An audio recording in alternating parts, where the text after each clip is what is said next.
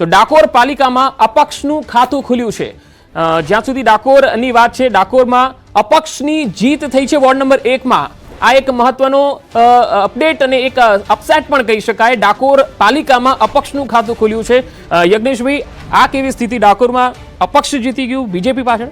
Bharatiya Janata party જીત હારની જો વાત હોય, અત્યારે જો કે ભારતીય જનતા પાર્ટી જીતમાં છે। અગાઉ તમે જુઓ તો 2015માં 31 જિલ્લા પંચાયતો હતી ને 31 જિલ્લા પંચાયતો એ કોંગ્રેસ જીતેલું હતું। એટલે ભારતીય જનતા પાર્ટીના પક્ષની વાત જ્યાર સુધી કરીએ ને તો જીત અને હાર એ બંનેનું મનોમંથન કરે છે। અને ભારતીય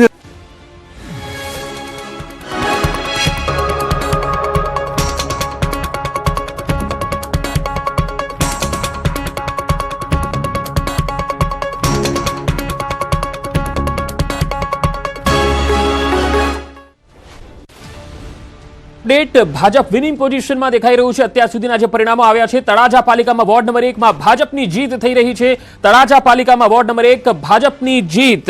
ધરમપુર નગરપાલિકામાં વોર્ડ નંબર 1 માં અપક્ષ પેનલ જીતી છે, જ્યારે વોર્ડ નંબર 2 માં ભાજપની પેનલનો વિજય થયો છે। સાવલી નગરપાલિકા વોર્ડ નંબર 2 ની પેટા ચૂંટણીમાં ભાજપના ઉમેદવાર ભદ્રેશ પાઠક જીતી ગયા છે। તો સાથે સાથે વડોદરા તાલુકા પંચાયતની નંદેસરી બેઠક પર ભાજપ જીતી ગયું છે। વડોદરા તાલુકા પંચાયતની બંને બેઠકો પર ભાજપ જીત્યું છે। તો તળાજામાં પણ ભાજપના ઉમેદવાર જીત્યા છે। વડોદરાના તાલુકા પંચાયતની નંદેસરી બેઠક પર ભાજપનો વિજય। ગઢડા નગરપાલિકામાં કોંગ્રેસે ખાતું ખોલાવ્યું છે। વોર્ડ નંબર 4 માં ગણતરી પૂરી થઈ છે। કોંગ્રેસના 4 ઉમેદવારનો વિજય થયો છે। ભાજપની કુલ 12 બેઠકો પર જીત થઈ છે। મતગણતરીમાં 8 વિજેતા છે, 4 કોંગ્રેસને મળી છે અને 4 બિનહરીફ છે ભાજપ। તો આ રીતે ગઢડા નગરપાલિકામાં કોંગ્રેસે અહીંયા ખાતું ખોલાવ્યું છે એવું કહી શકાય। ઝાલોદ નગરપાલિકા વોર્ડ નંબર 1 માં 2 ભાજપ અને 2 અપક્ષ ઉમેદવાર વિજેતા જાહેર થયા છે। વોર્ડ નંબર 1 માં ભાજપના જાકીર મિયા કાનુગા 1050 મતોથી વિજેતા થયા છે, જ્યારે વોર્ડ નંબર 1 માં ભાજપના રાજેશ રમેશ જે છે 656 અને મનીષાબેન અપક્ષ ઉમેદવાર 1033 મતોથી વિજેતા જાહેર થયા છે। તો બોટાદ ગઢડા નગરપાલિકા વોર્ડ નંબર 4 માં ગણતરી પૂરી થઈ છે। કોંગ્રેસના 4 ઉમેદવાર જીત્યા છે। સંતરામપુર નગરપાલિકા વોર્ડ નંબર 2 માં ભાજપના 3 ઉમેદવાર જીત્યા, કોંગ્રેસનો 1 જીત્યો છે। હાલોલ નગરપાલિકા વોર્ડ નંબર 6 માં ભાજપના 2 ઉમેદવાર જીત્યા છે। 2 બેઠક અગાઉ જે છે એ બિનહરીફ રહી હતી। હવે સાવલીની વાત કરીએ તો સાવલી નગરપાલિકા વોર્ડ નંબર 2 ની પેટા ચૂંટણીમાં ભાજપના ઉમેદવાર ભદ્રેશ પાઠકનો વિજય થયો છે। વડોદરાની નંદેસરી તાલુકા પંચાયતની જે બેઠક છે તેમાં પણ ભાજપનો વિજય થયો છે। ડોક્ટર વિશાલ, હવે જે પરિણામો આવી રહ્યા છે એમાં કોંગ્રેસ માટે આ પરિણામો કેટલા મૂલ્યાંકન અથવા અવલોકન કરવા લાયક છે? કારણ કે જો લોકસભા, વિધાનસભા અને હવે સ્થાનિક સ્વરાજ, કોંગ્રેસ ધીરે ધીરે પોતાનું અસ્તિત્વ ગુમાવતી જઈ રહી છે। કોંગ્રેસની વાતચીત કરવા જઈએ તો મેં તમને આગળ પહેલાં આવતા શરૂઆતની અંદર જ એક વાત કીધી કે આની અંદર જે અત્યારે કોંગ્રેસની સીટો જો જોવા મળી રહી છે એ ક્યાંક એમની મહેનતની સીટો જે કહીએ એના કરતાં વધારે સીટો જોવા મળી રહી છે। કે પાયા સ્તરનું જે મજબૂતાઈ હોવી જોઈએ એ પહેલાં તો નથી, શીર્ષ નેતૃત્વ હોવું જોઈએ એ નથી, મજબૂત વિપક્ષ તરીકે ઉભરી આવવી જોઈએ કે જે રીતે વિપક્ષની ભૂમિકા ભજવી જોઈએ, અને ક્યાંક ને ક્યાંક અમુક સીટો જે છે એ બિનહરીફ થઈ ગઈ।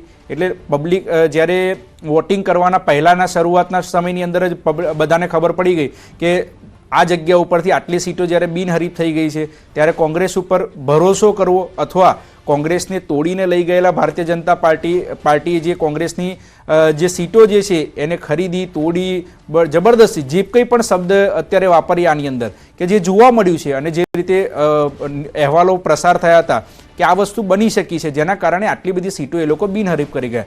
ક્યાંક ને ક્યાંક લોકોનો વિશ્વાસ, જે આપણે કહીએ કે આ જે છે નગરના, ગામડાના, છેવાડાના માનવી સુધીની સુવિધાઓ અને એમની સવલતો પહોંચાડે, જે લોકો આની અંદર ઊંડા ઉતરી શકે છે એ લોકોનો વિજય થાય છે, જે આપણે અત્યારે પરિણામોની અંદર જોઈ શકીએ છીએ। ડોક્ટર વિશાલ, મુદ્દા નથી એવું નથી, મુદ્દા ગ્રામ્ય લેવલે ઘણા બધા મુદ્દાઓ રહ્યા હોય છે, પણ એ અસરકારક નથી નીવડતા પરિણામોમાં કન્વર્ટ કરવા માટે। 100%। એટલે તો હું તમને એ કહેવા માંગુ છું કે તમે અત્યારે જે પરિણામો જોઈ રહ્યા છે કે અપક્ષના 4 એક આખી પેનલ જીતી જતી હોય છે, જ્યારે શાસક પક્ષના ઉમેદવારો, જ્યારે સાંસદ, ધારાસભ્ય બધા જ એ જગ્યાએથી આવતા હોય કે જે ગ્રાઉન્ડ લેવલના નેતા કહી શકીએ કે જે રોજબરોજના લોકોના સંપર્કમાં હોવા છતાં પણ લોકો જ્યારે એને નકારી દેતા હોય અને ક્યાંક નવા અપક્ષના ઉમેદવારની જે વિજય થતી હોય, એટલે આપણે પરિણામની અંદર જોઈ શકીએ છીએ કે આ જે ચૂંટણી જે થઈ છે એ ચૂંટણીના પરિણામો ક્યાંક આવનારા સમયની અંદર રાજકારણની અંદર બદલાવ આવી શકે છે. અને અત્યારે આપણે જે સીટો તમે આ જોઈ રહ્યા છો, આપના માધ્યમથી, આપના ટીવીના માધ્યમથી કહી શકું છું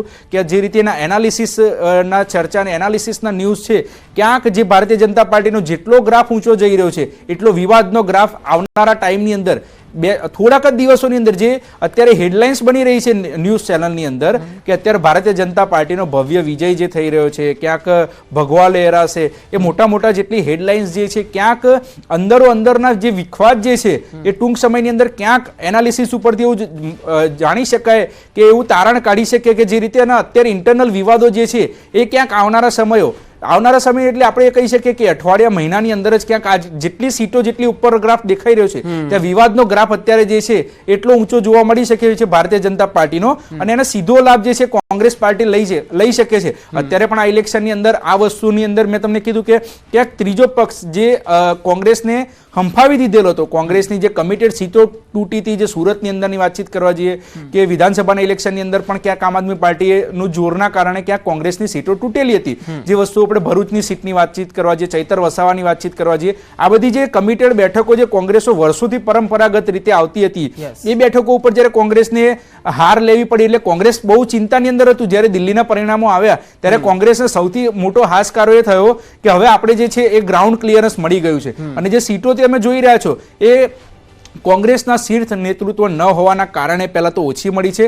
જે મળી છે એની અંદર આપણે એક વસ્તુ કહી શકીએ કે જે નેતાઓ, જે સ્થાનિક લેવલના નેતાઓ જે છે કે લોકોની નજીક રહીને જે અને લોકોના જે કાર્ય પૂરા કર્યા છે અને કરવાના વાયદા કર્યા છે, પ્રોપર મેનિફેસ્ટો જે આવો જે ભારતીય જનતા પાર્ટી જોડે હોય છે, એ અપક્ષની અંદર કે સપાની અંદર તમે જો કોઈ મેનિફેસ્ટો નથી તો પણ ક્યાંક કાંદલ જાડેજા ક્યાંક આગળ નીકળી જશે. એટલે પ્રોપર મેનિફેસ્ટો ન હોવા છતાં પણ ક્યાંક ગ્રાઉન્ડ લેવલનું જે વાતચીત જે છે એ કોંગ્રેસે જ્યાં સુધી લોકોની વેદનાને પહોંચી નહીં શકે ત્યાં સુધી કોંગ્રેસની અંદર જે રીતે ઊંચો ગ્રાફ હતો જે ડાઉન થઈ રહ્યો છે, જે દર વર્ષે દરેક ઇલેક્શનની અંદર આપણે જ્યારે વાતચીત કરવા જઈએ કે ક્યાંક કોંગ્રેસનો ગ્રાફ બહુ ડાઉન થઈ રહ્યો છે. આની ઉપર જે પરિવારવાદ હોય, ચર્ચા, ચિંતાનો વિષય જે છે, ચિંતન શિબિરો કરીએ, આપણે ભારત જોડો યાત્રા કરીએ, પરંતુ ક્યાંક ચિંતાની યાત્રા જે આની અંદર જો કોંગ્રેસ કરવામાં આવે ને ગ્રાઉન્ડ લેવલનું જો એમનું માળખું તૈયાર કરવામાં આવે, સમય કદાચ હવે આવી ગયો છે. લીંબડીની જો વાત કરીએ, લીંબડીથી સમાચાર આવી રહ્યા છે તો આ તરફ ગાંધીનગર તાલુકા પંચાયતની સાદરા બેઠકમાં કોંગ્રેસની જીત થઈ છે. ગાંધીનગરથી એક જીત આવી છે. હાલ હારીજ પાલિકામાં વોર્ડ નંબર 4માં 3 કોંગ્રેસના ઉમેદવાર જીત્યા છે. એટલે અહીંયા કોંગ્રેસ માટે એક સારી પોઝિશન કહી શકાય. અને એક અમરેલી પાલિકામાં વોર્ડ નંબર 7માં કોંગ્રેસની જીત થઈ છે. કોંગ્રેસના ઉમેદવાર માધવીબેન જાની વિજેતા થયા છે.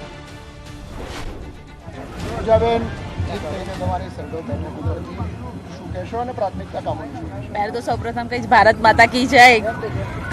અને હું બધા જ કામ કરીશ. આ વિજય ભવ કે મારા બધા આગેવાનોએ મને બહુ લીડ અને ભારતીય જનતા પાર્ટીએ જે મને વિશ્વાસ મૂકીને જે મને આપી હતી ટિકિટ, એના ઉપર હું પ્રત્યક્ષ રહીશ અને બધા જ કામ કરીશ. નાનામાં નાના છેવાડા સુધી હું જઈશ, સરકારના લાભ સુધી હું આપીશ. સૌ મતદારોનો આભાર. બધી યોજનાઓનો ભારત માતા કી જય, માતા કી જય. વિજેતા ઉમેદવારોની પ્રતિક્રિયા આવી રહી છે. એક બાદ એક બીજેપી તમામ પાલિકાઓ પર કબજો જમાવી રહ્યું છે. રાપર નગરપાલિકાની વાત કરીએ તો અહીંયા વોર્ડ નંબર 3 નું પરિણામ આવ્યું છે. 2 બેઠક પર ભાજપ અને 2 બેઠક પર કોંગ્રેસ જીત્યું છે. રાધનપુરની વાત કરીએ તો વોર્ડ નંબર 2 માં ભાજપ 2 અને કોંગ્રેસ 2 બેઠક પર જીત્યું છે. 28 બેઠકમાંથી 5 ભાજપના ફાળે આવી ગઈ છે. સાબરકાંઠામાં વિજયનગર તાલુકા પંચાયતની પેટા ચૂંટણી છે જેમાં ચિઠોડા બેઠક છે એમાં ભાજપની જીત થઈ ગઈ છે. થાનમાં વોર્ડ નંબર 2 માં ભાજપના તમામ 4 ઉમેદવારો વિજેતા જાહેર થયા છે. હારીજ પાલિકામાં 3 કોંગ્રેસ અને 1 ભાજપ જીત્યું છે. વોર્ડ નંબર 4 ની આ વાત છે. રાજકોટના જસદણ નગરપાલિકાની પેટા ચૂંટણીમાં આજે વોર્ડ નંબર 2 બાદ વોર્ડ નંબર 3 માં ભાજપની પેનલ વિજેતા જાહેર થઈ ગઈ છે. તો એક બાદ એક કોંગ્રેસ પાછળ અને બીજેપી આગળ જઈ રહ્યું છે. લીંબડી તાલુકા પંચાયતની ઉટડી બેઠક પર જે પેટા ચૂંટણી હતી એમાં પણ ભાજપના ઉમેદવારની જીત થઈ છે. અહીંયા ભાજપ, કોંગ્રેસ અને આપ અને અપક્ષ ચારેય હતા.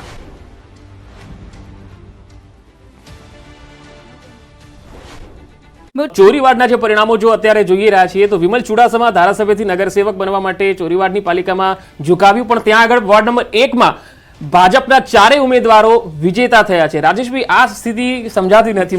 હું શરૂઆતથી જ કહેતો હતો કે આ પરિણામ રસપ્રદ રહેશે વિમલ ચુડાસમાના કારણે, પણ એ કોઈ ઇફેક્ટની અસર ના દેખાઈ. હજી થોડોક સમય જવા દો, પરિણામોની અંદર ચોક્કસ તમને દેખાશે. ને અત્યારે હમણાં ભારતીય જનતા પાર્ટીના પ્રવક્તાએ અત્યારે એક વાત કરી, એની ઉપર મારે થોડીક ચર્ચા કરવી છે. કે એમને કીધું કે જે પણ સ્કીમો લાવી, જે પણ લાભ આપ્યો, એ દરેક જાતિ અને દરેક જ્ઞાતિ માટે હોય છે. હું કદાચ એમને થોડુંક મારા હિસાબે બી કહેવા માંગીશ કે 1950 પછી જેટલા પણ દેશની અંદર જેટલી પણ સ્કીમો આવી, જેટલા પણ દેશના વડાપ્રધાન બન્યા, એ બધી સ્કીમો દરેક સમાજ માટે જ આવી હતી. એમાં કંઈ નવું ભારતીય જનતા પાર્ટી નથી આપી રહી કે કોઈ યોજના લાવીને એ યોજનાનો લાભ દરેક જ્ઞાતિને કે દરેક વર્ગને આપી રહી છે. એટલે અત્યારથી 50થી લઈને અત્યાર સુધી જેટલી પણ યોજનાઓ બની